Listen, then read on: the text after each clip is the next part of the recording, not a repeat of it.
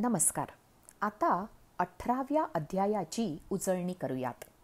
भाग 1. त्याग म्हणजे सोडून देणे आणि संन्यास म्हणजे कर्मफळाचा त्याग. सोडायचे असेल तर अविचार, अहंकार, आसक्ती सोडावी. गुंतायचे असेल तर स्वमध्ये गुंतावे. निवृत्ती ही प्रवृत्ती होईल तेव्हा संसारात राहूनही परमार्थ साधता येतो. यज्ञ, दान, तप या क्रिया प्रत्येकाने करायला हव्यात. संन्यास ही पुढची पायरी आहे. भाग 2. संध्यावंदन, पूजा, पितृतर्पण तसेच स्वर्ग, यश, पुत्र याची प्राप्ती, संकटहरण, रोग निवारण इत्यादी नित्यकर्मे आहेत. ग्रहणातली उपवास, स्नान किंवा श्राद्ध इत्यादी नैमित्तिक कर्मे होत. सुरापान, परस्त्री गमन इत्यादी निषिद्ध कर्मे केल्यास पाप लागते. फळाचा त्याग म्हणजे फुकट काम करावे असे नाही, तर अपेक्षा न ठेवता काम करावे. मदत अशी करावी की घेणाऱ्याला त्याचे ओझे वाटू नये आणि त्याचा स्वाभिमान जपला जावा. दुसऱ्याच्या आनंदात सहभागी होता येणं यासारखा मनाचा मोठेपणा नाही, असा मनुष्य आयुष्यात कधीही हरत नाही. अपयश पचवण्याची ताकद हवी, निराश होऊ नये, परत उठून उभे राहावे, टक्कर देणे महत्त्वाचे असते. भाग 3. हुशारीचे मापदंड वेगवेगळे असतात. आयुष्याच्या प्रत्येक टप्प्यावर ते बदलत असतात. सांख्यशास्त्रानुसार जीव कर्म करतो त्यासाठी अधिष्ठान म्हणजे शरीर, कर्ता म्हणजे जीवात्मा, क्रिया म्हणजे कर्मेंद्रिये, परिस्थिती, साधने, सहाय्यक गोष्टी, करण म्हणजे ज्ञानेंद्रिय आणि दैव म्हणजे योग, नशीब, संचित, ईश्वरी इच्छा, आशीर्वाद या 5 गोष्टींची अनुकूलता असेल तरच कार्य पूर्ण होते. शारीरिक, मानसिक, बौद्धिक, कौटुंबिक, सामाजिक, आध्यात्मिक, आधिभौतिक, आधिदैविक कारणांचा सहभाग कोणत्याही गोष्टीच्या पूर्ततेत असतो. असे असल्यामुळे बुद्धी सारखी असली तरी यश सारखे नसते. या क्षणी एखादी गोष्ट प्रतिकूल वाटली तरी भविष्यात ती योग्य ठरू शकते. ज्या गोष्टी कर्तव्य बुद्धीने केल्या जातात त्याचा कर्त्याला दोष लागत नाही. अर्थात हे सर्व त्यांनी नैतिकतेने आणि प्रामाणिकपणे करायला हवे. भाग 4. अंगभूत गुणांचा उपयोग करून घेता यायला हवा. भाग 5. खरं बोलणारी, शांत, प्रसन्न वृत्तीची, सहनशील, समजूतदार, स्थिर बुद्धी असलेली व्यक्ती सात्विक असते.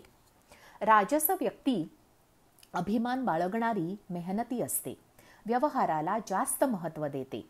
तामसी व्यक्ती आळशी, स्वतःचा विचार करणारी, स्वार्थासाठी दुसऱ्याचे नुकसान करणारी, कामाचे महत्त्व न समजणारी असते. सात्विक मनुष्य इतरांना मदत व्हावी, स्वतःची आध्यात्मिक प्रगती व्हावी या उद्देशाने ज्ञान मिळवतो. राजस माणूस कोणतेही कौशल्य मिळवताना त्याला स्वतःला काय उपयोग आहे याचा विचार करतो. तामस माणसाला गोष्टीत त्रासदायक काय आहे हे आधी कळते आणि ती गोष्ट तो लगेच आत्मसात करतो. बुद्धी आणि धृती म्हणजे चांगले विचार मनात येणे आणि योग्य निर्णय घेणे हे काम या 2 शक्ती करतात. दोन्ही उपजत असते.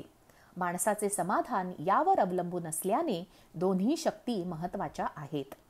भाग 6. भारतीय संस्कृतीची धारणा अशी की मूल्ये टिकवून ठेवायची आणि त्यासाठी आवश्यक ते बदल करायचे, स्वीकारायचे.